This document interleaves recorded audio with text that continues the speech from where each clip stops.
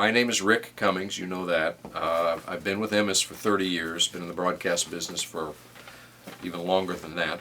I oversee programming for the group, some 20 radio stations, mostly in major markets. We have one smaller market, Terre Haute, Indiana. The rest of the markets are our top 20, including New York, St. Louis, Austin, Texas, Indianapolis.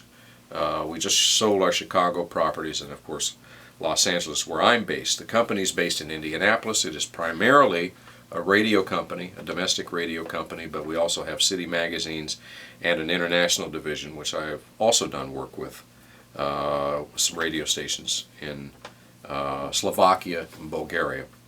What was it specifically that made you want to get into the broadcast industry? The true story is I grew up a sports fan in the Midwest. I grew up during the Mickey Mantle era of baseball and the Boston Celtics dynasty, and I always wanted to be a play-by-play sportscaster. I went to Butler University. I did play-by-play for both football and basketball for the Bulldogs. And sometime during my senior year it dawned on me that there are about 100 of those jobs with professional sports teams in the entire world, and the guys who have them never give them up.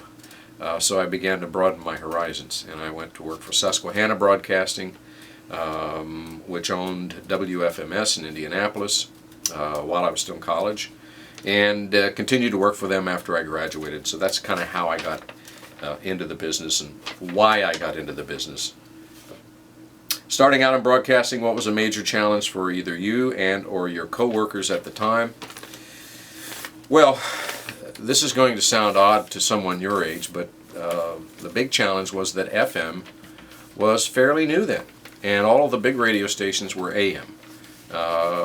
If you would have asked somebody coming out of college in 1973, what do you want to work in, we would all say AM radio because they were the dominant brands.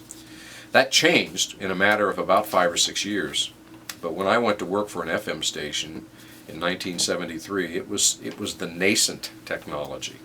Of course, things have changed a lot since that time, but it was both a challenge and an opportunity, because within a matter of years, FM obviously exploded and has since sort of been the dominant choice for radio over the last several decades.